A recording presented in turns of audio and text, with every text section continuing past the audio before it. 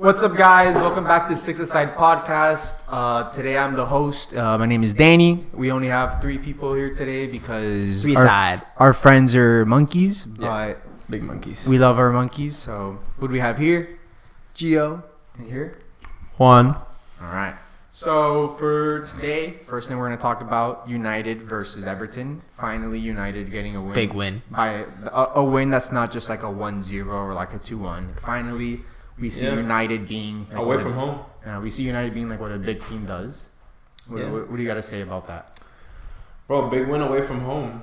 3-0. I mean, we haven't scored three goals in like I don't think this season we scored 3 goals, much less win a game by 3 goals. And striker's got a goal. Yeah, we've probably scored 3 goals actually because we lost 4-3, but we've definitely not kept a clean sheet and scored 3 goals or won by a 3-goal margin.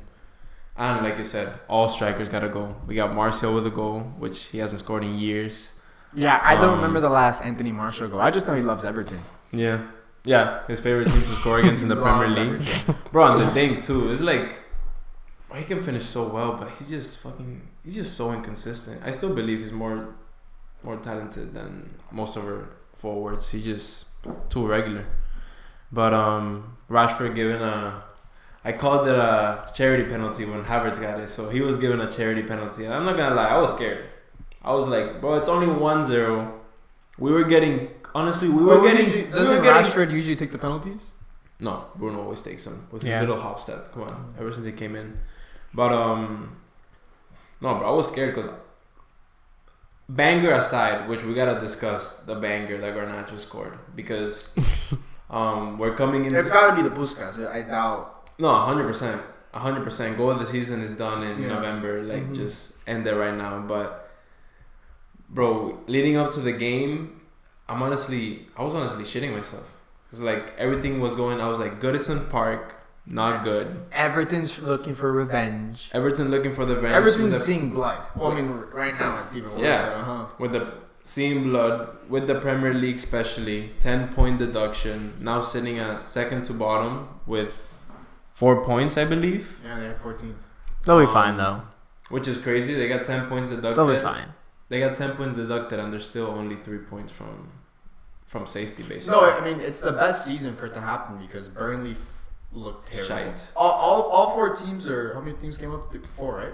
3. Burnley, Luton, and Sheffield. All 3 teams that came up are shit. So bad. They're all going right back down. Going right back down. 100%.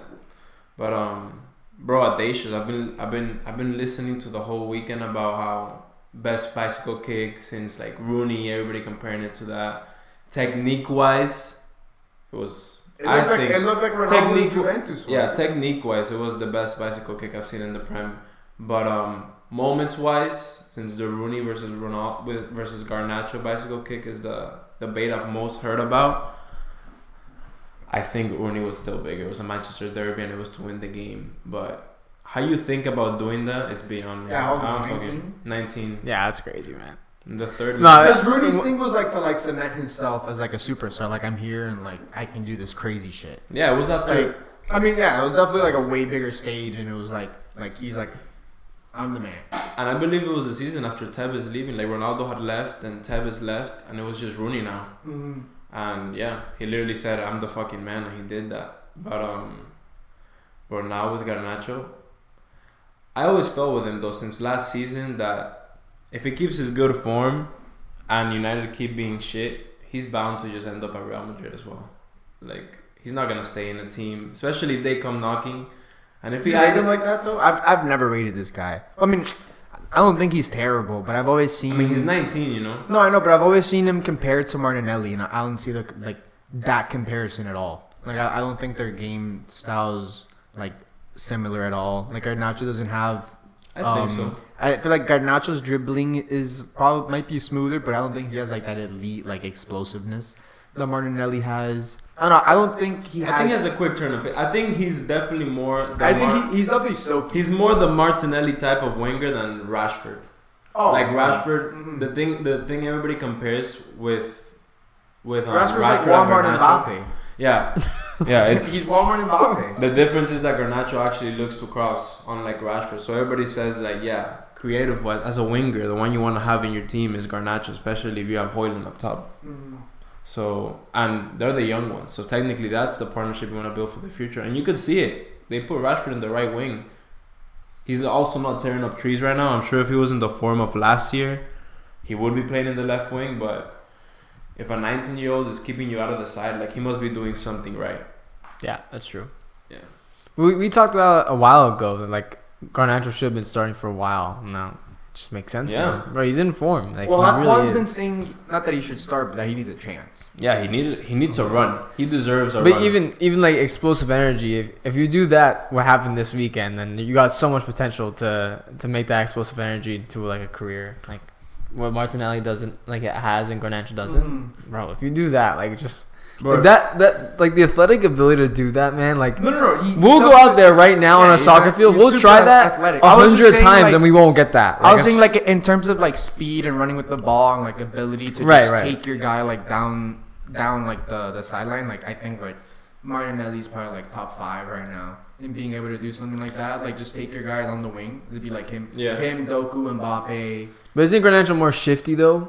Yeah. I'm saying it's a completely different you profile. Can't, you honestly, at this point in time, you could compare, but like Martinelli has clearly had a bigger impact at Arsenal than Garnacho at United. Yeah. And Arsenal also the better team at the moment. Uh-huh. So like all their players are also like more in the limelight. Well, I mean, if But as you said, he hasn't been given his chance yet. having like his Martinelli moment. Like, Martinelli started like showing what he could do when he was like around like 18, 19. Yeah. And then he got his injury, and then like he had like this whole thing back. But it was like the same type of hype, probably. I don't know. I don't know if it's definitely a little bit of bias because I hate your team, but I don't see. I haven't seen the hype yet. I just think. I mean, we've seen a lot of like young superstars like go down the road. Especially in United, as of lately. Manu. Depay, Martial, Rashford every 2 seasons is the talking point about that. Whenever he's with his girlfriend, apparently.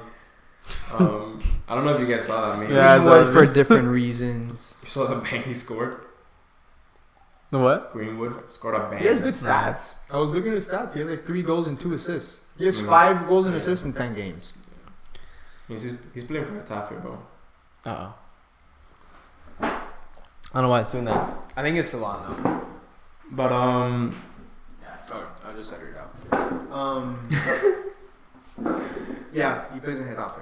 yeah, bro. No, I think when he's in a team like that, and the Getafe board said it, he could literally be the best player in their history. They don't get those type of players. They don't get up and coming talent. They get downhill going free transfers. 40-year-old Spanish dudes. Literally, your Alvaro Negredos, Granada type of thing. Like, I remember when I saw that, like they don't get those type of players, so of course he's gonna stand out. I also saw a lot of things about United wanting to end this loan, which is crazy in my opinion, but I don't know. That's what Ten Hag wants. Alright, so let's keep up on this hype train. Kobe Mainu, man of the match performance, best midfielder by a mile during the 70 minutes. Is he better than Caicedo and Enzo? Definitely this season. Just from that one game. That's all he needs. It's crazy because all he has is 70 minutes. Yet, in my head, and a crazy preseason hype. Crazy preseason hype. Correct. He put in a good shift against Arsenal, I remember, and then everybody was disappointed that he got hurt against Madrid. But in my head, the fact, and I try to set my bias aside. Huh? He didn't get injured against us? No, it was like the first couple minutes against Madrid.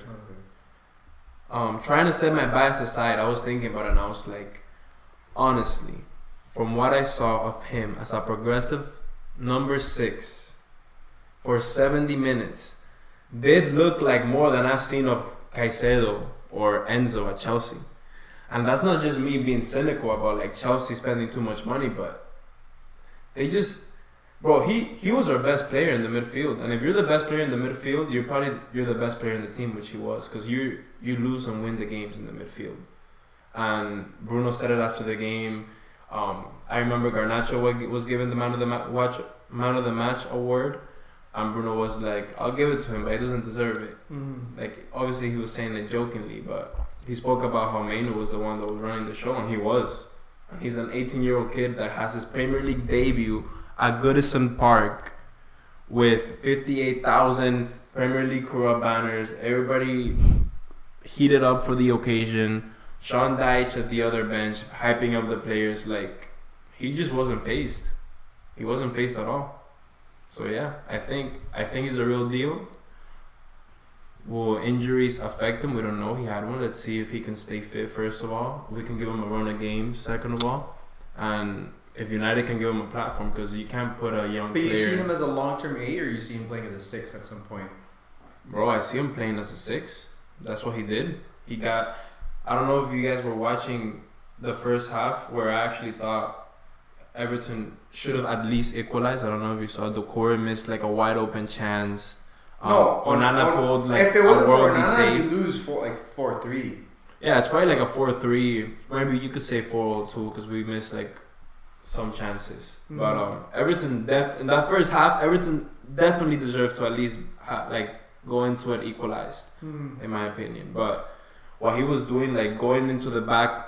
Going in as a center back. He was the one providing Onana with like the option from the back, and then dropping his shoulder to be able to break through the midfield and just put a ball to the wingers. Like, it sounds so simple, but we haven't seen any midfielder do that for United this season. Well, that also usually comes with experience as well. So to say that he's doing that at this age is incredible. He's 18 though. It's crazy. Of course. It's But crazy. also, like, Caicedo does that as well. Maybe not as good consistently, but you've only seen this really one game so far. You just gotta see. Yeah. The Like, thing about Caicedo is that we've seen him do it in the Premier League. Uh-huh. Like, we know for a fact he can do it in the Premier League. He can play right back in the Premier League. He can be a great box-to-box midfield in the Premier League. And he can play the 6. Like, this is an elite-level talent, obviously. But elite-level talents don't always work out in elite-level clubs. Right, but I think that's the problem as well. Like, he had a great performance, but that's what... It really sucks to say, but as struggling clubs right now, which we both are, it's hard to hype up those players because they might not do well the other game. Then everyone's now the hype is on him, and now it will just shift if he has a bad game. But mind the gap. Caicedo, Mind the gap. What's the gap? The 8-point gap. okay, statistically, Mind the gap. look, Not statistic. look, No, Gio. Factually. Because no. We'll see in United, 2 weeks. we Really, can what say- the gap is. No. We'll see in 2 weeks. we can say everything you want. We can say... No, I'm sorry, we're playing each other. Oh, true. I would say we will see in 2 weeks because we have 2 incredibly hard away games. But before talking about that, just talking about Chelsea and Man United. Mm-hmm. Right now, 2 struggling teams, but one is finding a way to win games. Another one is struggling to score goals. Yeah, everybody was hyped up against the City game where it was 4-4. But all of a sudden, you lose 4-1 and you've conceded 8 goals in 2 games, which is... Yeah, but we'll get to Crazy. this. We'll get to this 4-1. Okay, We'll get to this 4-1. But if we're also going to be talking about Chelsea versus United and you guys being on top, if you're looking at like what team is really struggling more, you guys have conceded more goals and scored less. You just got to a 0 goal differential. Correct. And Chelsea's... It's not like Chelsea can't create. Like, it's not like they're like... Like, I think they've played better than you this whole season. But both you can They create haven't as well. played great, but they're like they're top 5 in expected goals or chances created or both. I don't know. So I think I don't know if you can sit there and say that. But United is the best defensive team in terms of clean sheets not in the league right now. Not the clean least sheets. amount of goals conceded though. But in clean sheets. So we're able to pull out a 1-0 win, which is why hence our low goal difference. We're winning games 2-1. We're winning games 1-0. That's what we have a low. No, and then we're losing you have games. a 0 goal difference. Yeah, we're losing because when we do lose games, the thing that's keeping United higher in the league right now is that we're not drawing games. So yeah, you have 0 draws. You're 8-0-5. Yeah. So and Arsenal have won 9 games. So our points and they're top of the league. So what I'm trying to say is, although we haven't been playing great, we've still been able to dig deep and get wins. Have they been pretty? No. Did I expect to see progression from last year? Yes, but I think that injuries have hindered that right now in the season. And last season was an Achievement overachieve for sure. by a mile. Mm-hmm. I mean, he had a Weghorst. Yeah. No. But realistically, where we can both relate is that we can create chances, but we just can't score goals. No. If you saw the Everton game, like you guys. United doesn't even create many But chances. We're just more when they have a good game, they do create a lot of chances. Like they play very good soccer. But they also, I feel like United concede more chances than you guys as well. Wow, you gotta pull up the stats for that. I don't know. It's that United is on a game by game basis. Like are a game. Yeah, because we have same with and us. it was the same as last season. Last season we kept the most clean sheets, and I remember arguing with Danny, like, bro, over the 38 game season, we were the best defensive team because we kept the most clean sheets. And then he rightly said, yeah, you lost 7-0, you lost 4-0, you lost 6-3. Okay, but we still those clean sheets allowed us to get those 1-0 wins. Yeah, but 2-0 wins. I'd rather wins. concede the least amount of goals and have the most clean sheets.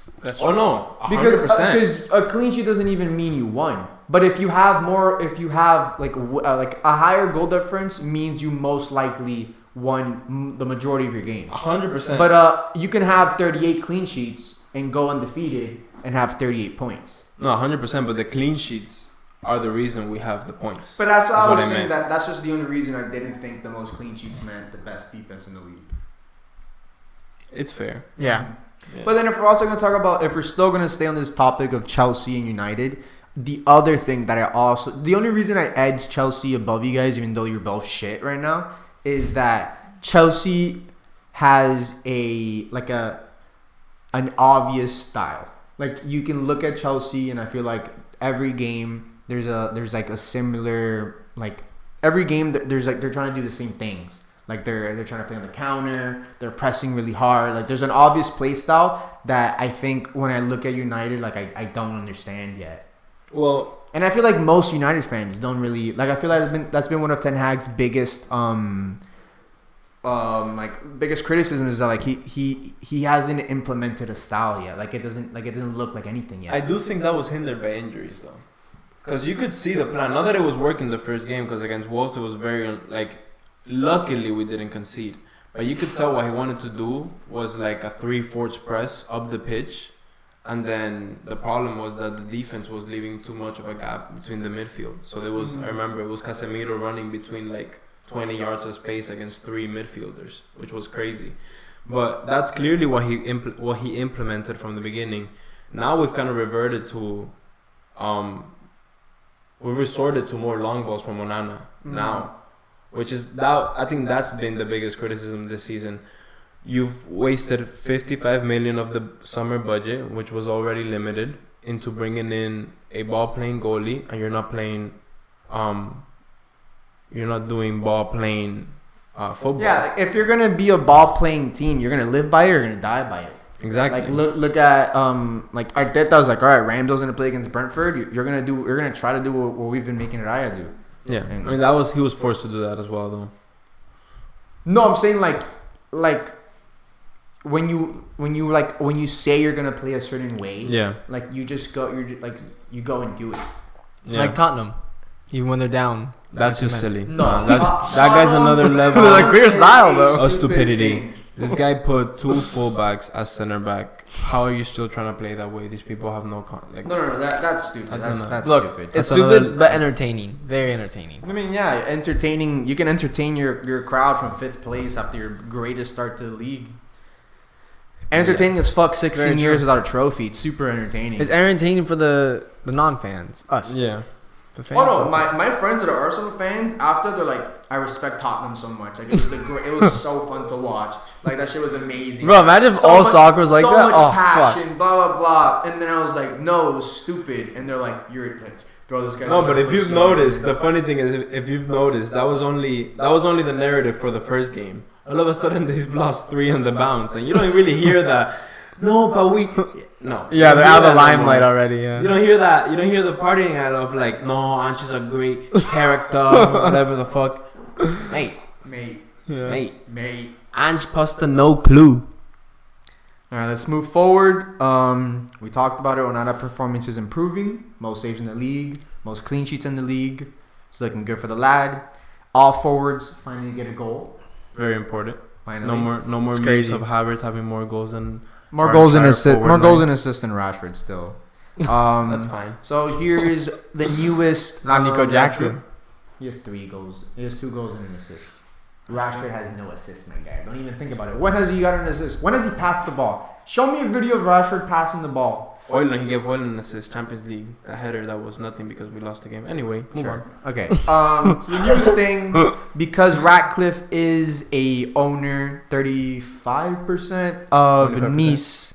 Oh, The thing is, if Nice and United both, because Ratcliffe just acquired like 25% of United. Mhm. Not So officially. if Nice and United both make the Champions League, only one team is allowed to play in it.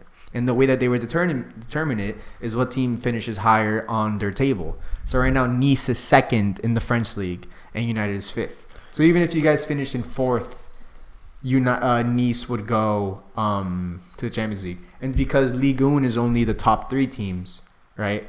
They can, if you finish fourth and they finish third, again, the same thing, but they have to go to a playoff. So then if, like, the third place team in Ligue 1 has to go to playoff, so you could still get it if they don't make the playoff. But That's you don't what I get, was thinking. but you don't even get pushed down to the Europa League because the Champions League team can get pushed down to the Europa League. You have to play Conference League. So you could finish second in the league, and if Nice finishes first, you're playing Conference League. But you know what's the crazy thing now that you bring up that point? That it wouldn't make sense if that was the case because now that I think about it, if you're thinking about like the coefficients of each league, you could say that finishing fourth in the Premier League is worth more than finishing third in League One. Finishing Because fifth why in the do Premier League is better than finishing first. Finishing 10th in the Premier League is better than finishing first. I actually just thought about this right now, but how does that? I didn't know that they only have 2 for sure, and then the third goes to a playoff. Well, that's like Eredivisie. That's insane. Yeah. No, Eredivisie gets one. Oh, they only get one. And maybe one goes to a playoff. Or they go to a playoff no matter what. Well, League One is down bad. 2 spots and playoff spot. Okay, but anyway, doesn't that make sense that it should be if they make everything about coefficient points because that's how they're gonna get the extra points for the 48 team Champions League? Why wouldn't they do the same league by league? Also, that's just an article that came out. We don't know how factually true it is. If it is true though, that's worrying because we don't look like we're gonna finish second or first anytime If soon. it is true, why would they let him buy it? Like, I forgot, Mark Goldberg said it, but I forgot like how many billions of dollars you get just from playing in the Champions League. Yeah, Like, you know what it is that you you can't get even at play least in Europa. 150 million You'd have more to for go your play in the budget. Conference League. Who gives a fuck about the Conference League, man? Nobody. Like, why You don't would you get- care about that? You don't get that's what I'm saying. It makes no sense because the marketing machine that Manchester United are, if they know it would jeopardize one of their biggest revenue income because being in the Champions League is one of the biggest revenue income for most clubs in Europe. But also, a lot of the things they've been doing like haven't been smart or made sense. So But that's been for a they while. could just be idiots. I doubt it. No, But they could just be idiots. They're definitely idiots in many ways because what was it last year? They spent the most or the same, either the most or the same amount of money as Man City in the last decade, and look what we have to show for it. So they're definitely idiots in terms of decision making because why have you not? And it's the same director of football. Like anybody would have sacked I don't know who needs to get sacked because I obviously don't work there and I don't see them every day. I only make my assumptions on that John Merito and. What's the other fucking guy's name? Whoever the other fucking guy is. John Merito, the director of football. And Richard Arnold, the CEO. They have to be accountable. Like, these are the people that get sacked when clubs are wasting money and not seeing results. Like, when you make bad appointments, same thing for managers. If managers are getting sacked and you're sacking 3 managers in a row or 4 managers in a row, bro, somebody made a bad decision on the manager. Clearly, this manager doesn't know the project. So, like you said, I think they're just terrible decision makers.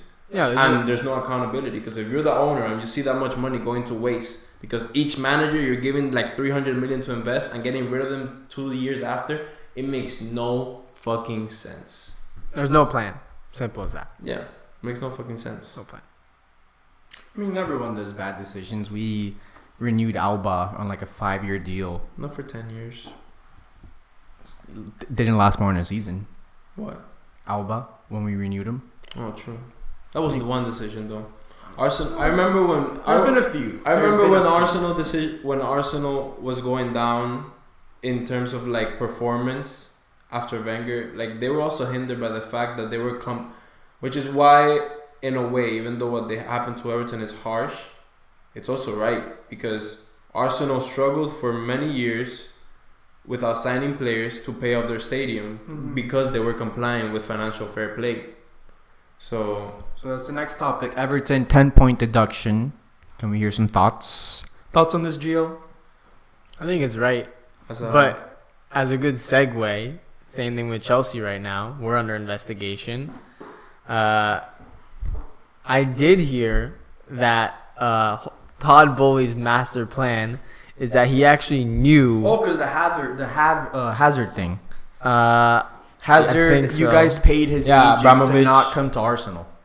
Apparently. Yeah, no, apparently one of the things they're getting accused for is it's the Russian Abramovich had an offshore account, which is the previous regime. Right, so they actually knew this was going to happen, so that's why we supposedly spent this much money last summer.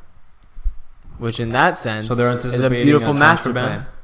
Basically. Yeah. Well, Chelsea did get a transfer ban with Abramovich before, and he didn't give a fuck. Basically, because they were banned for what, two years when Lampard took over. I remember when Lampard took over, and that's when Mount came up, Abraham came up. Yeah, just gotten Havertz. No. Yeah. Lampard. Oh yeah, Havertz. Lampard came that out was right his when squad, and then he gave it off to Tuchel, and Tuchel won the yes, 100% right. Yeah. So when they came together, like.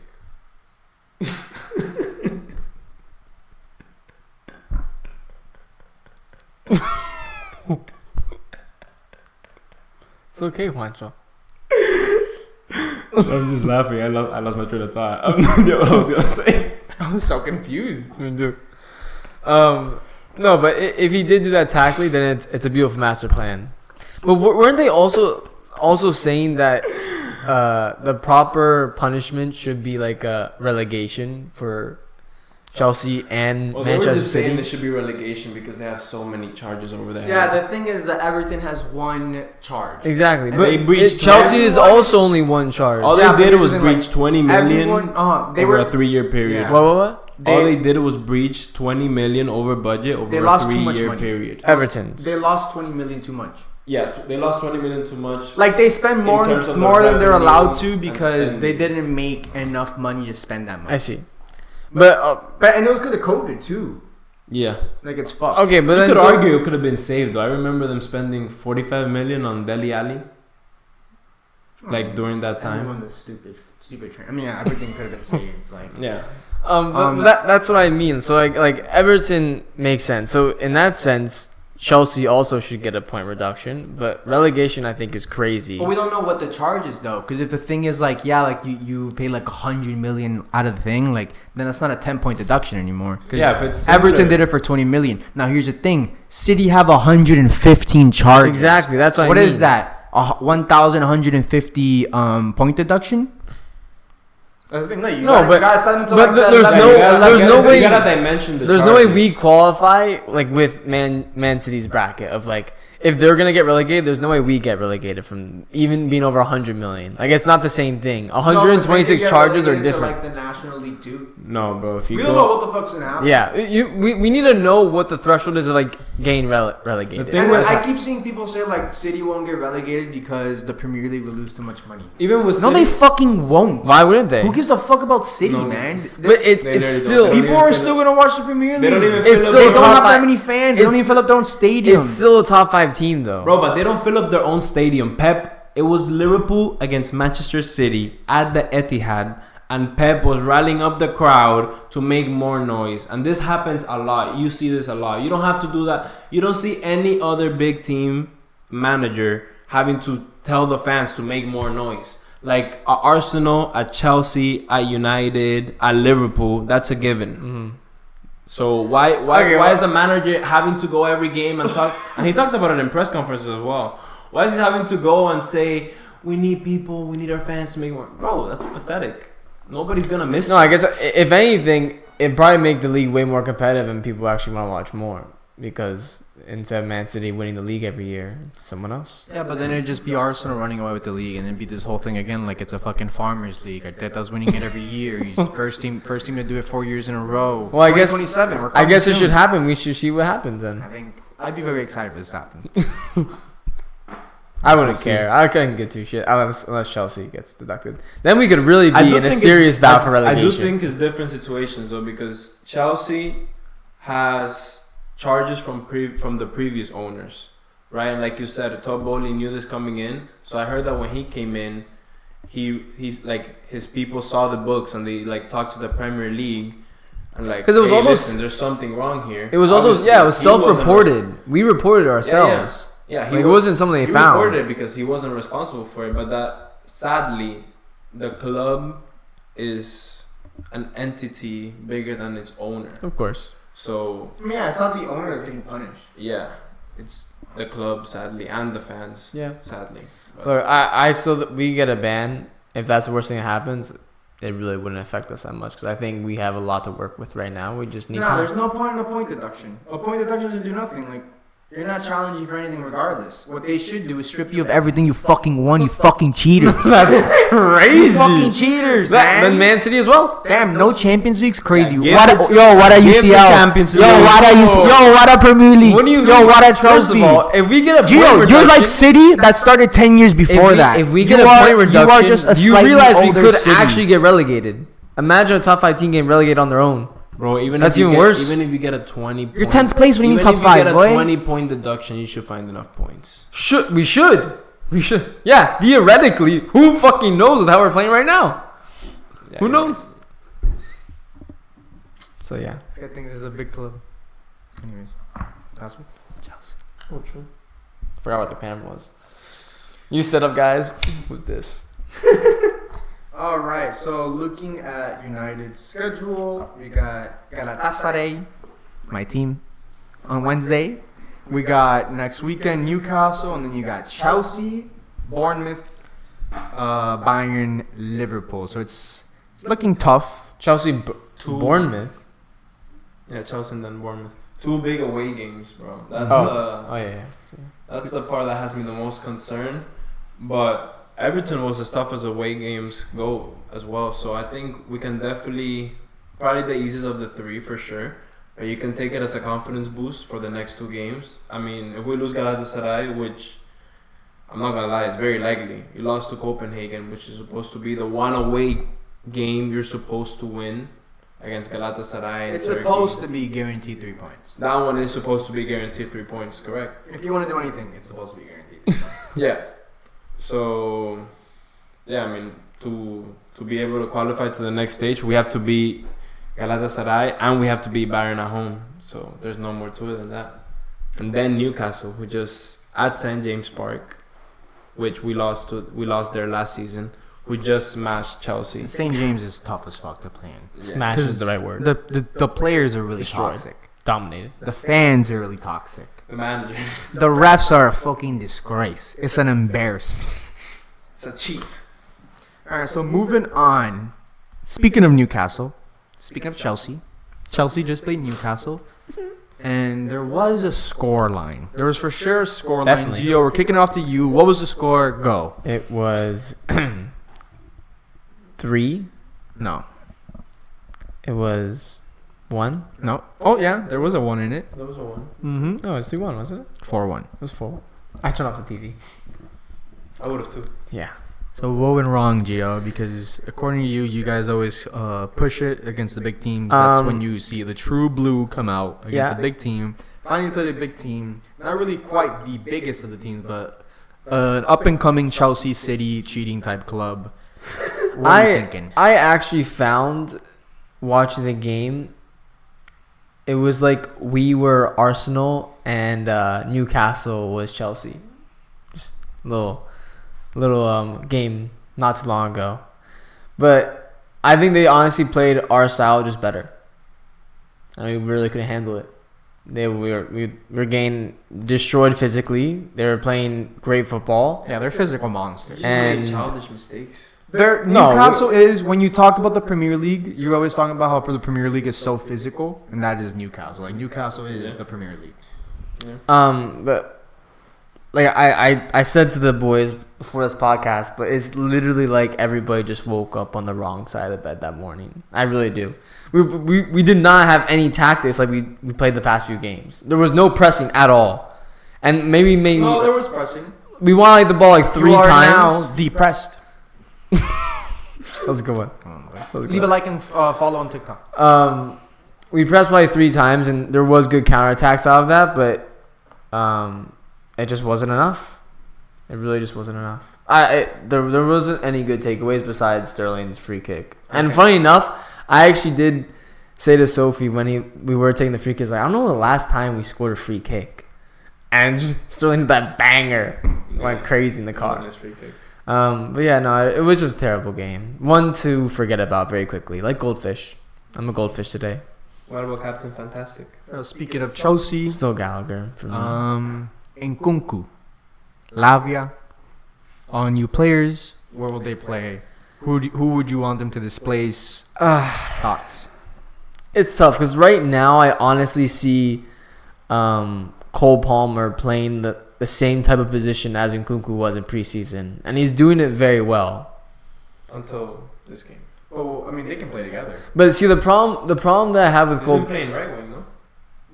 the problem that I have with Cole Palmer, he has great intellect on the ball. Like he knows what to do with it. He plays like a 30-year-old, like with a lot of experience.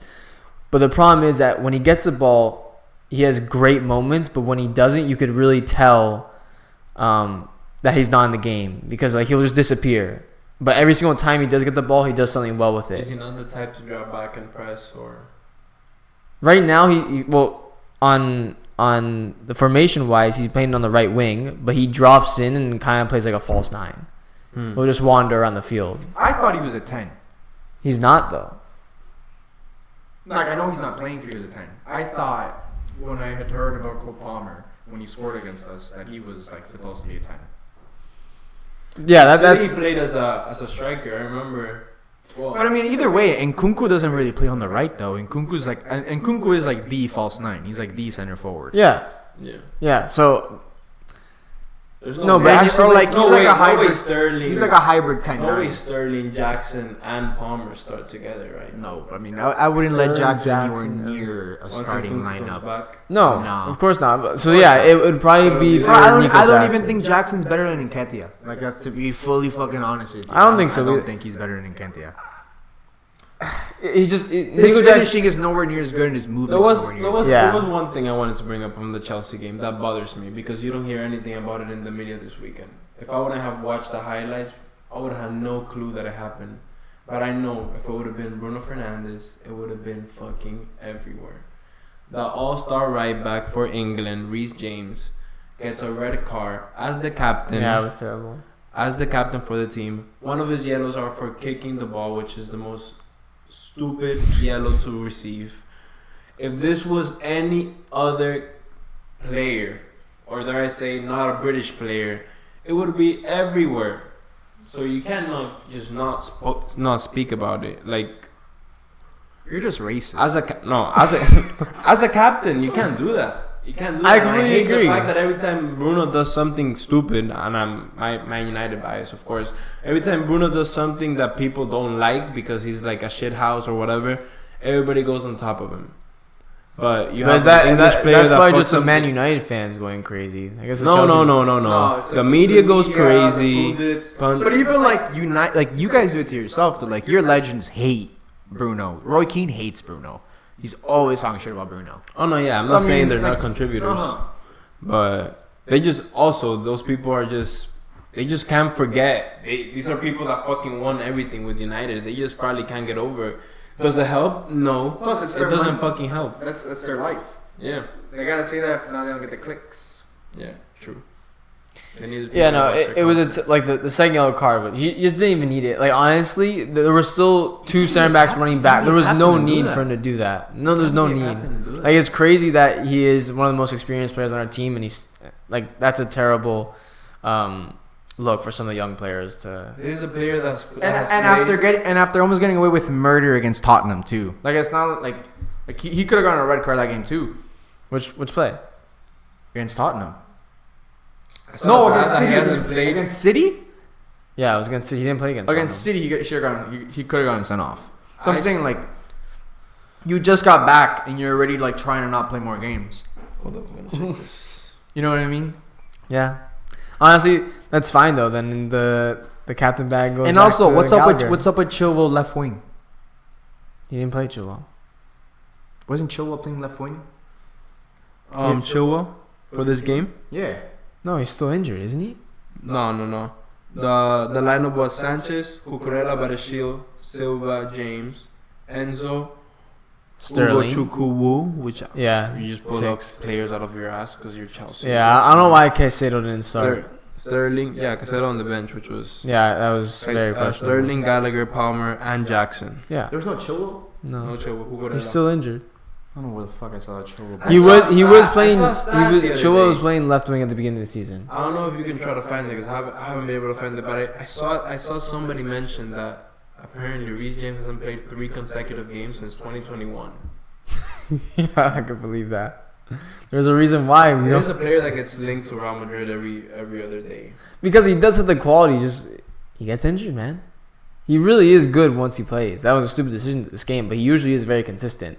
He's the type of player that I mean, I hate these type of players, but but he looks so nonchalant where it looks like he's just lazy half the time. Like he's literally like walking back, but he's not. Are you praising Reece James for the same thing you criticize Havertz for? I was about to say it because he was saying he hates. when we asked who is the player you hate the most, you said Havertz because he looks so nonchalant. Yep. But I never said I love Clip it, Reece clip James it. He's either.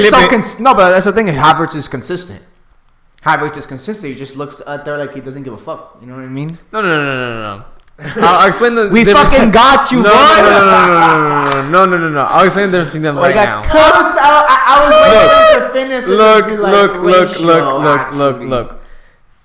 I'm saying that Reece James has great qualities, okay? And on the ball, he's a master. But he is lazy. I will give him that. That's what I hate about him. But Havertz is lazy and doesn't have quality on the ball. So that's what makes him worse. Bro, Havertz, the same player that was wanted by Real Madrid and Bayern Munich, doesn't have quality on the ball. Yeah, Okay. I believe. A player that can play, that's been able to play like 3 different positions, right? He's so talented with the ball. They can play him striker. They can play him in the midfield. They can play him left back. But he doesn't have quality with the ball. I don't believe so. You listening to this guy? Yeah. Yeah, no, I was just fact checking. More open play goals and your star signing Cole Palmer, by the way. Clip it. Only has 4 sympathy penalties. Cole Yeah, the Palmer. only thing people are gonna clip from this is how you just contradicted yourself by praising your captain. So your next games are No, I never said that. Brighton. I edit these videos. You won't see. You got this. Brighton at home. Next. Mhm. Then you got Brentford home. huh? Brentford's home. Whatever. Go continue. Brighton at Brentford's home. Because they scored more goals at Chelsea. Stamford Bridge is Brentford's home. Oh, true. Yeah, go I on. was like, they don't play Brentford. Then you play United away at the Theatre of Nightmares. Then you play It's Everton not easy. away. Sheffield home. Newcastle away. Wolves home. Gosh. It's gonna be tough.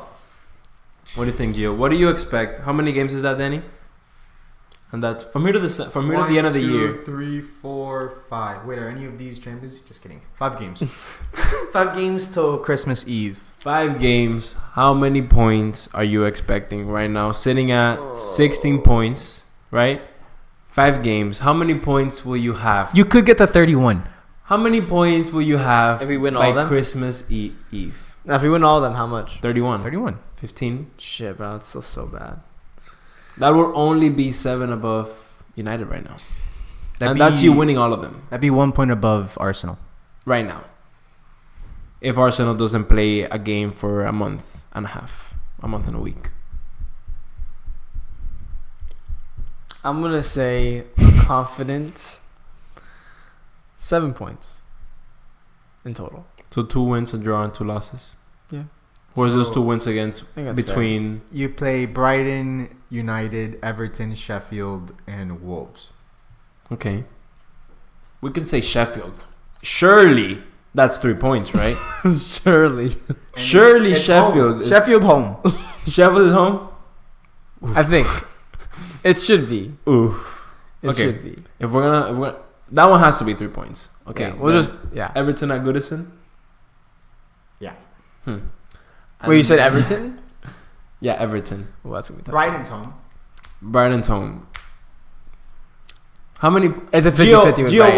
what's your It's a 50-50. score? Every game's a 50-50, Gio. That's not true. Man United's dubbed as well. How many games have you played this season? 13. How many have you won? I don't know how much I've won. 4. It's not a 50-50. Is it really only 4? It's 4. I think chances are you're not winning if the I'm game. correct, you have your points are from 4 wins and 4 draws. 16. 4 wins, 4 draws, 5 losses. So you have a 33% chance of winning these games. 5 losses. Yeah. Yeah, sure. Yeah, because 13 games. Yeah. You have less than a 33% chance of winning. Bro, the game. there's no use in predicting these games. You can literally go 50-50 every single game. Doesn't What matter. is your feeling? You 5 games. How many points are you getting? When you close your eyes and you fast Come on, forward to it Chelsea, changes Brighton. every game. Every game. So right now, because you're not playing a game until this game. So right now, when you close your eyes and you picture Chelsea Brighton. against Brighton, what's your score? What are you seeing? Are you crying or are you happy? How did we do last time against them?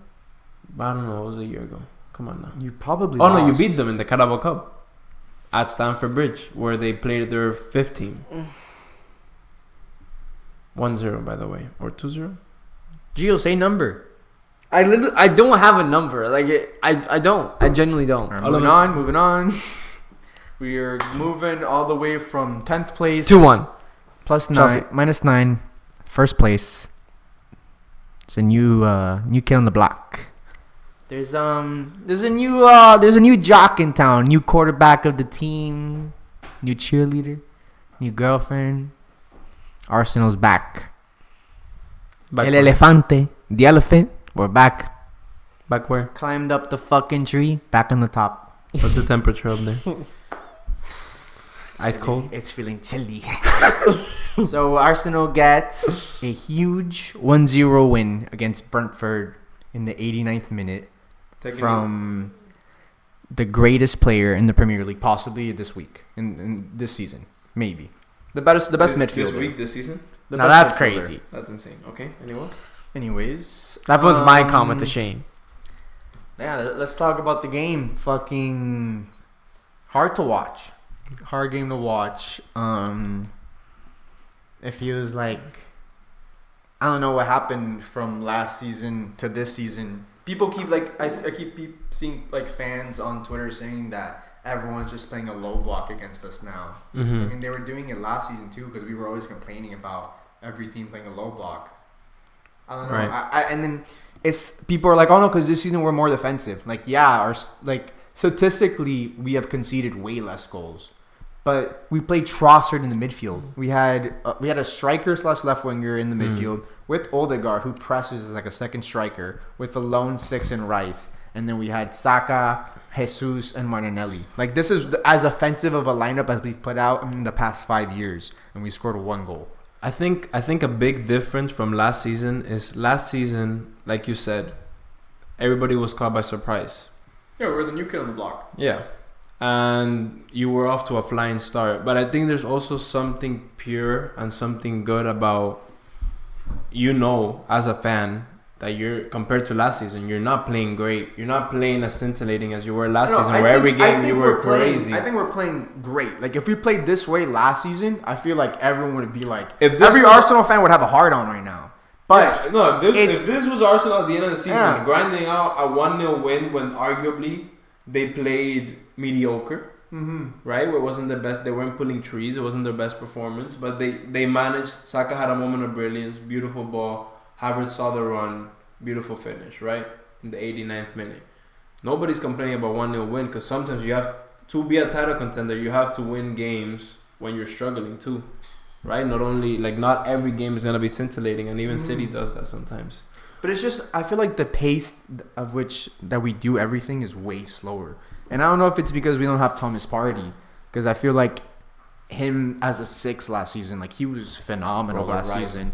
Nah, but I mean, yeah, Rice has been a phenomenal. I have to say no, Rice. No, but Rice has been playing mostly as an 8 this season. He looks so good, bro. But he doesn't grab the ball and make that line breaking pass that Partey can do. He does more carries. No. But I'm saying, like, Rice as a 6 next to Partey would be crazy, because then Rice would literally be an upgrade on Xhaka, because as much as I fucking absolutely love Xhaka, Boy had fucking sand in his boots. Like, he was the slowest fucking player I've ever seen. And we scored some beautiful goals building out from the back with him. So I think if we get Thomas Partey back, and we're willing to keep giving him a chance to play when he's not injured, I think we'll get closer to what we had last season. I thought for sure Partey was gonna be part of the starting midfield. Obviously, he's been like hindered by injuries, which he has for like a couple seasons now. And he had never missed more than like 2 games for Atletico Madrid before he got him, which is crazy. Yeah. So it's a shame, really. I don't know why I have a feeling that although he's been getting injuries, I have a feeling that there's something else though. Because I since like the preseason, I've been hearing that like I did see reports like from whatever, some shitty Twitter, some shitty. No, it was on a Twitter account. Like, it was like a big thing, but I know that they're always like Samuel Locker. The Mirror. Okay. The Mirror said that he was unhappy with his playtime and he wanted to leave in January. But when he said that, the following game he got injured. When he said that, no, he was already injured. Like, he was on the Arsenal injury report. Yeah. But could it be his whole thing with like what happened with that woman the last year? Yeah. I mean, they did say something about like, yeah, apparently he can't go to Spain because what a coincidence. I said that, and then right after that, he's been injured since. Apparently, he wasn't injured before he had to go to Sevilla. But what I was gonna say on that is that the other day he posted a picture in Spain, so which just throws it out the window. But then that's what I'm thinking. I think there's been some. I think there's been some sort of agreement between him and Arteta, where they're just saying that he's injured until January. I think if he goes in January, whether it's a loan or a sale, then that would confirm the fact that I think that the relationship between them for some reason is just broken. Which I don't understand why. Whenever he was fit last season, he played and he was massively important. And I think that's the one player in the midfield that Arsenal still need. I feel like you said, Rice looks like he'll be better as the 8. Jorginho can make that pass, and he's made some crazy passes. Like he had a pass to Saka. He's had a few passes to Saka that like he assisted a Trossard against Sevilla, and the cutback cheese goal that would look like FIFA-like that Saka scored the other day. Yeah, he can do it. He's just he doesn't have. I feel like Partey's like a mixture of like Rice and Jorginho. Like maybe not as much pace as Jorginho, but I mean as Rice, but he's definitely faster than Jorginho. But he has like the physicality that Rice has. But then Jorginho is like, you already lose all that physicality and all that pace. What Jorginho has is the touch and his brain. Yeah, touch, pass, brain. Yeah. That's all he needs sometimes, though. Sometimes. I mean, Arteta loves him. Yeah. But what that brain, he's the second captain. That's a pretty high praise for a player that just got to the club. Mm-hmm. When Odegaard isn't playing, he's the captain. So that's pretty... Yeah, it is wild. No, he must really rate him. He must really trust him, too. Other point... Tony Adams was on something talking about how if Arsenal would have had Emery last season, we would have won the league. What do you think about this? Bias. I mean, recency bias is what I meant to say. Because Aston Villa's fucking flying right now, obviously. And I don't think it's true, though, because I remember the end of Emery at Arsenal. And I remember Arsenal just couldn't win a game, and it was the same thing. They couldn't manage the result. I remember they would start winning, and then you just knew when the other team equalized, they were gonna end up losing the game. So I feel like maybe people are using a bit of recency bias with the fact that Arteta just kind of like mismanaged the end of the season, arguably last season, and the fact that Aston Villa have been off to a flying start this season, and Emery is the coach. I remember seeing a stat a couple of weeks ago that they were the team with the most points this year. I don't know if that's true anymore because that was a couple of weeks ago. I did see that. Since he like took over, right? So I don't know. I think like the best home record. I think. I definitely think Emery is the most experienced manager. Obviously, Arteta just started, but I don't think that necessarily makes him the better manager for Arsenal to win the league because he couldn't do it before. But you could also say.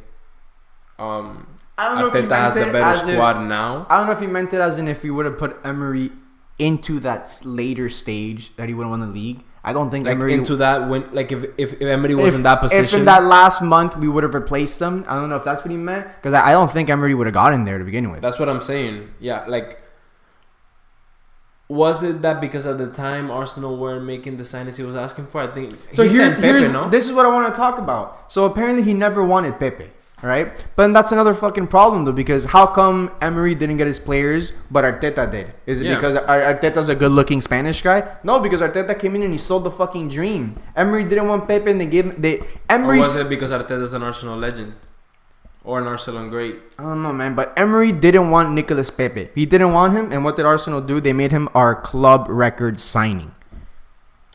Like he lost a dressing room. He brought in Guendouzi. He brought in Saliba, which was fucking probably huge. similar to. But like, look at the players that he brought in. Guendouzi, what the fuck's he doing? He went to Marseille. Got into is always in problems. Now he's on loan in Lazio. He brought in Torreira. Torreira plays in Galatasaray now. Look at these players that he brought in. He didn't. He brought in David Luiz. David Luiz fucking went straight out.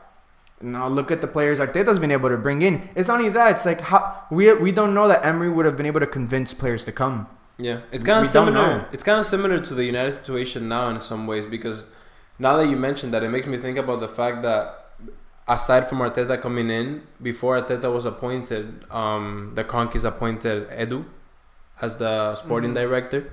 So I think at the time, I think if you put Emery with the current structure at Arsenal, there might be a better chance. But I think, like you said, I personally think that Arteta did sell the dream, and the fact that he was an Arsenal great or legend, and the fact that he was coaching a Man City and just left to take the job was the reason. Like, I just feel like he had more leverage. Maybe. Because he was like, if I'm at City and I'm gonna leave, I need certain guarantees. So like, I need you to sign my players. Because if I'm gonna lose the job, I'm gonna lose it my way. So if I'm gonna leave the best team in the world to coach at Arsenal, which is the club I love, I need certain guarantees. Whereas I feel like Emery came as a successor of Wenger. Yeah, it's always gonna be tough to follow up Wenger. Pressure. But I think he's a good coach. I do think there's an argument to say that with the current structure at Arsenal, he would have done well. But why couldn't he set that up himself? Who knows? We don't know that. But at Villa, but he also just lost the dressing room though. Like, it's not even like it was just about not getting the players. Like, he wasn't able to manage what he had. And isn't that because he didn't get the players that he wanted? When you say that, I think of Mourinho. What happened with Arteta? Arteta came in and he was like, oh, okay, I don't want Alba. Arsenal was like, oh, okay, we're extending him. Yeah. And he was like, oh, you're extending him, okay. He got a fucking notebook and he wrote down every single thing Alba did that like was like against like their like rules or like his new culture. And he brought it to the board and he goes, he's done this, he's done this, he's done this, he's done this, he's got to go. And we kicked him right fucking out. And that was the captain. Emery couldn't. And then, of course, Alba was there, like, crying after. Like, there's a video of him talking to his friends. Like, Arteta, like, only needs, like, yes men. No, was man. Was it Arteta that faced out Ozil as well? Or was that Emery? He faced out Ozil, yeah. Well, I think Emery had problems with him. But under Arteta was when we kicked him out. Uh-huh. Yeah. Arteta never played him. Arteta phased out Guendouzi. That's what I'm saying. Like, Emery never phased out anyone. But was he allowed to make those decisions? Because that's what I think, too, right now. That's something that I think it probably took Arsenal less time to learn it, bro. Because when you're saying that, all I'm thinking is about the fact that Mourinho wanted to phase out Pogba, Mourinho wanted to phase out, like, take out Martial, and he wasn't allowed to. And then Ten Hag is coming in. Now they're letting him phase out players, and people are saying the same thing. So I see these patterns, which is making me think that once a board starts doing that, then that's when the manager fully has the trust. So I think Arteta, after making those decisions, after Aubameyang, and after from then picking up, because I remember when Aubameyang went, every pundit was against him. Yeah, every pundit was saying. And Arteta, what has Aubameyang done since? Nothing. Went to Barcelona because they were in a fucking. They're broke. They were in the most ginormous crisis of their life. Yes. And then they were like, "Oh damn, we want to get Lewandowski now. Fucking get out of here." He went to Chelsea and he was absolute dog shit at Chelsea. And then where is he now? I don't even think Marseille. I don't even think he's like. You got a team of the week. He plays there, but okay, he's in the fucking French league. Like I said, was the fucking top scorer last season. Doesn't mean shit. Just saying, I don't know if Emery would have had the balls to make this team or to make a team. Yeah. Short answer, no. Short answer, I don't think that's true because the short answer is that Emery wasn't able to build what Arteta built now. So not at Arsenal anyway, because now at Villa, they gave him Pau Torres, they gave him Diego Carlos. Oh, they got hella players. You know, they gave him Diaby. Was Watkins there already? Yeah. Oh yeah, Watkins was there, but he was able to phase out Coutinho, which was like a statement signing for the club. He was able to phase out Danny Ings, which they had just gotten. So maybe a combination of both, of the fact that the Arsenal structure has changed and the fact that Arteta maybe was more ballsy with his decisions at the time. All right. Looking at our next few fixtures. Great discussion, guys. That was a learning lesson from you right there. We got Arsenal Lens on Wednesday at home. We got Wolves on Saturday at home. Luton away. Villa away. And then PSV home and... No, away and then Brighton home. So all wins. 1, 2, 3, 4. So that's our next 4 Premier League matches. We got Wolves, Luton, Villa, Brighton. Hardest game there has to be Aston Villa away, right? Yeah. Villa Park. One thing I did want to say about Arsenal in the Champions League is I feel like it's gone under the radar because they've done so well, but you usually don't see a team that has been out of the competition for 7 years come back and like easily dominate their group and finish first. And I feel like nobody's talked about it. It's like but like nobody expected Arsenal to make it, but then nobody has been praising Arsenal for cruising through the group. You get what I'm saying? I feel like we did worse in Europa League like group stages than we have here. Yeah, like Arsenal. Yeah, I get what you mean. Like we came in as if we were like an experienced team. We're like, yeah, it's just the group stages. Yeah, they've also exactly after not being in the competition for 7 years, which speaks volumes about Arteta also, because he's like, these players have the mentality of like, we have to play this competition on a yearly basis because it doesn't seem to weigh on their shoulders. And they're playing Sevilla, which, you know, they're a massive European team. They've won the most Europa League. Yeah, Europe is their thing. Playoff tournaments are their thing. They're not gonna win La Ligas. What they are gonna win is playoff tournaments, and they're gonna win those. They know how to play. They know how to win their tournaments of their home form and draws at home. They're just a tournament team, like Villarreal were with Emery a couple of seasons ago. So I feel like it's gone really under the radar, and nobody mentions it. No, you don't see any media outlet talking about it. I've only seen Goldbergs talk about it. Yeah, so I think it's impressive, and the fact that they still top of the league, and or that they just got top of the league and they're top of their group in the Champions League is just going under the radar right now. Appreciate it. I still hate you guys. So yeah, next 4 games: Luton, Villa, Wolves, Luton, Villa, Brighton. It's got to be at least 10 points.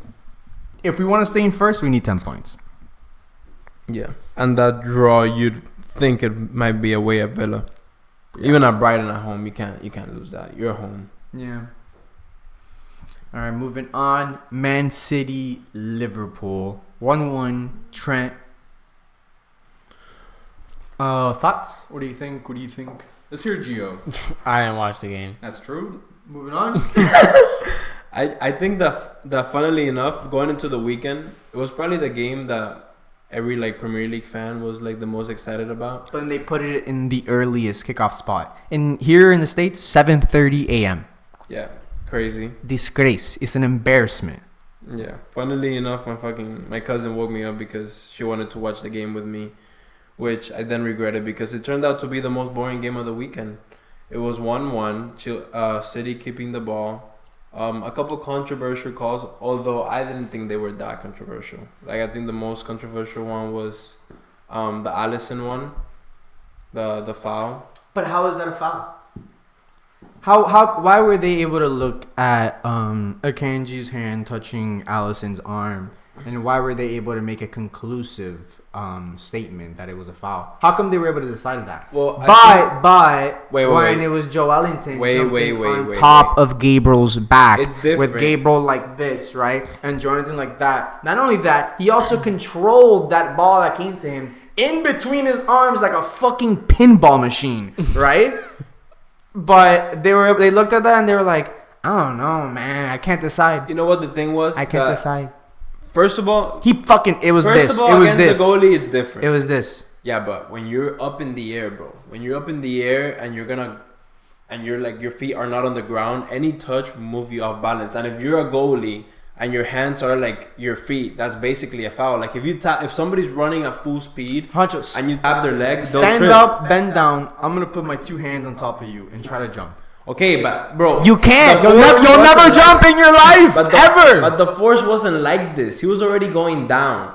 He was literally getting up. He was gonna dive forward. Danny, I don't want to talk about The this. ball was in the air. Arsenal He's gonna defense. dive forward. He's getting pushed Also- down. also- They looked at that and they were like, Another Does difference. he push him? Does he push him? Another difference was that the on-field decision for that thing was a goal, right? They didn't call it up till then. The on-field decision against in Liverpool City was that it was a foul, and then they had to review if that was an error. Which, if you touch the goalie in a corner, if you touch the goalie anyway, or if you if you're interfering with his path, it's a foul.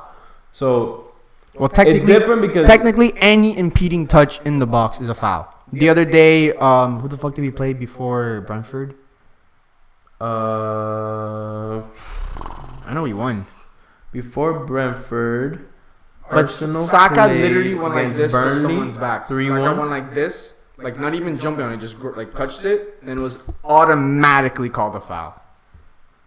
Yeah. But apparently, But- jumping on top of someone like that, controlling the ball with your 2 hands, right, and then just going, get the fuck down, little boy, and then putting the ball in the net, they're like, I don't know. I looked at it and I can't make a decision, so go stands. Listen, maybe it's my bias speaking, because I honestly, if they would have given that as a foul, I wouldn't have been bothered either.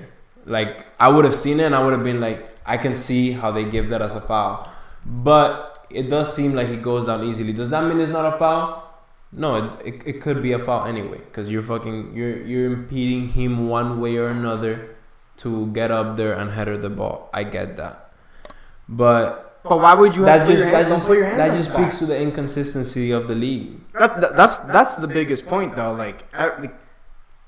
There's no consistency. There's absolutely no consistency. Yeah, and it's gonna be like that probably for the rest of this year at least, because I would hope that they would go back and review or reestablish their procedures towards implementing VAR. Because I remember the first year of VAR wasn't in the COVID year. It actually, VAR wasn't as... I didn't hate VAR till this year. Yeah, but VAR wasn't as a impactful. little bit last year, but I feel like there's been not as many mistakes last year as there's been in the first 5 games this season. Yeah, no.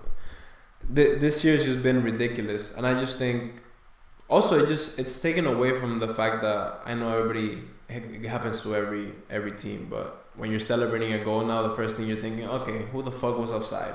Mm-hmm. Who the fuck was offside? I think the first goal where I didn't fucking think about it for the first time in years was against that fucking Garnacho goal, because I was just fucking losing my mind at that point. That fucking insane. But that is what you think. If your team scores a corner, you're thinking, okay, who the fuck is blocking the goalkeeper's view? Who the fuck got the last touch? Where was the player in front of the goalie? Did they touch him? Because there's gonna be a fucking foul. And you're just looking for that all the time. So they have to regulate. You have to regulate it differently, and regulate differently when they can interfere in the plays. I don't know how they're gonna do that. I do think it'll be better to just fucking...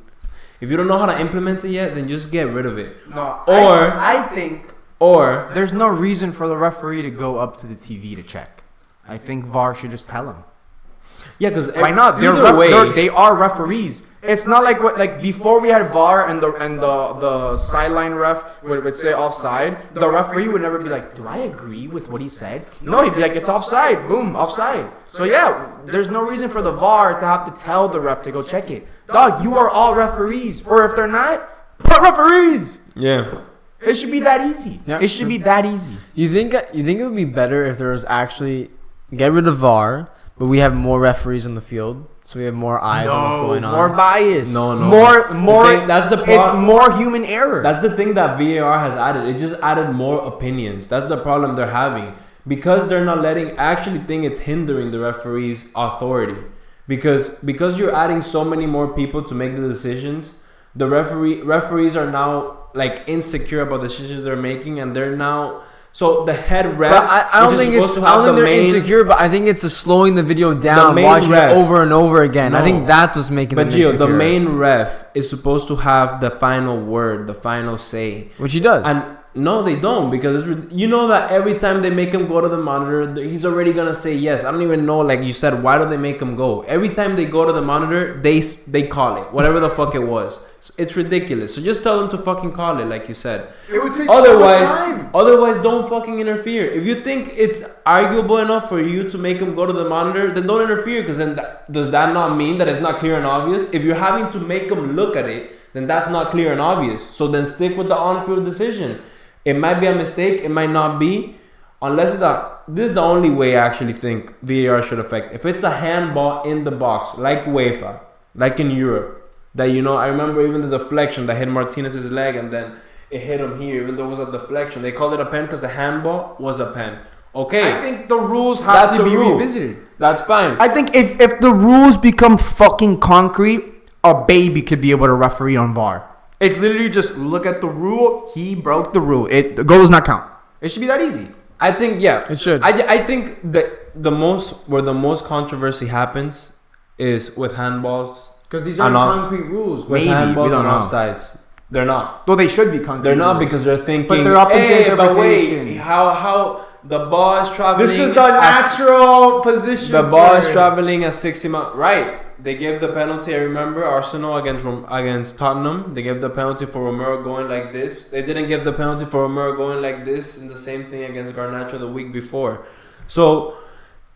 And they're saying, how is the ball traveling? They usually don't give penalties for when the ball hits one part of your body and then your hand. But they give Chelsea the penalty when it happens. And if you're a yard away and it hits your hand, then it's not a penalty. Okay, but also the old rule used to be if it hits anywhere in your arm. Handball, right? It was a handball, right? Stop making it more biased? Why also did it change? Why did it change? Were we complaining back then where it's like, it should be changed because some aren't really a handball when they have been given? You know what? Back then, were we doing the same thing and now we're just complaining about a different reason? You know what? We probably were, but we're not the fucking officials, so they should have known better. And you don't always fucking listen to the fans. Sometimes you just have to be fucking smart, because we're not the billionaire Premier League. Like, we don't know how to build a fucking Premier League. Of course, we're just giving our this podcast is just us giving our stupid opinions. But now in hindsight, so comparing which one do you think is better? No, 100%. Now that we've seen both sides of the coin, this is what I would do as a striker. I still think VAR is better than before VAR. Yeah. Just because how many fucking robberies have there been? How many Ronaldo diving penalties? How many? And I'm saying Ronaldo because I used to be a Barca fan and I used to see this a lot. Ronaldo had a hat trick of offside goals against Bayern. They won the Champions League that year. What would happen if he doesn't do that? Yeah. You know what I mean? Like, VAR would have saved so much bullshit. But now it's just like, there's no reason that VAR should not be making the correct call 100% of the time. This is what I think should happen. It's like FIFA. It's programmed into it. FIFA's like, this will happen. Boom, immediately called. I'm talking about the video game. It should just be like that. It should be, boom, concrete. I agree. I do agree. We all grew up playing soccer. I think the one thing that that should be established, because this is where the most controversy happens: handballs and offsides. First of all, a handball anywhere where it is, make it clear. Take away the bias by just saying, "Hey, if you see any balls hit a hand anywhere, it's a handball. Call it." Anywhere, no matter if it's a foot away. I'm sorry if the guy's headering 1 inch away from me and my hand is like this. Because once you say something close, what's close? What's close? 5 feet close? How fast is the ball traveling? 6 inches close. Exactly. There's no tape measures. They can barely draw an offside line. Exactly. So it can all be relative. So once you establish that, you deal with so many problems. And then the next thing, let's have the fucking UEFA offside technology in the fucking Prem, and you solve so many problems, because that fucking draws the lines automatically, and you don't have to be like, oh, the field, how did they cut the grass? Is this the proper? Oh, we don't have the camera angle for that ball. We don't know how the fuck we don't have enough evidence to make it. There's no reason to not have evidence. Tennis doesn't make as much money as soccer. Yeah, every time they fucking hit the tennis ball, I don't know how the fuck or where the fuck they have these cameras, but you see clearly the shadow line of the fucking ball, if it's inside or out. So why the fuck don't we have that in the most watched sport in the fucking game. Bro, we have world. and the goal line technology in the world too. In the most watched league, the richest league in the world. The Premier League, let's be honest. The Premier League makes more money than even the fucking Champions League. So why the fuck don't you have that technology? It's ridiculous. Yeah. Ridiculous. Anyways, Prem, if you're listening, stop being fucking idiots. Last thing, Trent got cooked. There's no way around it. Trent got cooked. He got cooked. Doku ran past him 12 times. Put him in a blender. But he's the man of the match. Next, Tottenham. Best start to their season in their fucking... Every Tottenham fan has never seen their team do this good in their life. And they're sitting in 5th place. If you're a Tottenham fan, eat it. From title race to it's a disgrace. To title bust. No. Let's talk about Ange mate Postecoglou. Postanoglu. What's he doing? Do you think he's egotistical to play the way that he is trying to play without his key players? I think his problem is what's he not doing, and is that he's not adapting. Tottenham had a great start to the season. Like, they had that year under Mourinho, and then... Bro, it sounds so simple to say, but Tottenham are just doing a Tottenham, man. Like, I'm sorry, I heard a lot of people say, now people are pulling out the excuse of like, look at our squad, look at our injury list. But when that was happening to other teams, nobody had pity. No, so why the fuck are they now? This season specifically, no one can complain about injuries because everyone has injuries. City don't have Rodri or De Bruyne. Yeah. For how many games now? Oh no, the Rodri's back. Yeah. But Rodri was off But for De 3 games. Bruyne, De Bruyne, in my opinion, is the best player in the world when fit, which is most of the time. Arguably. So they're missing arguably the best player in the world, and I haven't heard a single City player talk about it. Yeah. You guys, you guys are a disgrace. Well, you guys have too many players for it to matter. But yeah, like we haven't had party all season. We lost our brand new star left back the first game of the season. Yeah. We a bunch of shit. We haven't had Zinchenko for a few games. Jesus keeps getting injured. Saka got injured. Odegaard hit his head with the ball in training somehow. Smith Rowe can't get a game back. Every team has injuries. Yeah, United's defense was dismantled. But now Tottenham is like, guys, look at all these fucking injuries. And half of them aren't even injuries. Romero's a fucking idiot. Romero's out because he can't control his head. But here's the other thing, right? How many times have you seen Tottenham fans praise Romero for a really nasty tackle? Oh, all the time. All the time, right? But now everyone wants Matty Cash's head gone. And now all of a sudden, Romero is a hothead because he's been suspended for 3 games and he's terrible for Tottenham because he can't. He's a disgrace of a captain because he can't keep his head. But when he gets away with it, he's great. So you can't be flip flopping either. Like, this is that when you support Tottenham, your head is probably flip flopping everything. But they've gone 16 years without winning anything. Most Tottenham fans our age have never seen anyone. I've never seen them win a trophy. It's not the Tiger Cup. Or the Audi Cup. Or the Lion Cup. Or the Zoo Cup. Or whatever other bullshit they're trying to win against a Chinese team. Eat it. Yeah, no. And the fact that Villa beat them as well, I guess for the sake of the league, it made it better.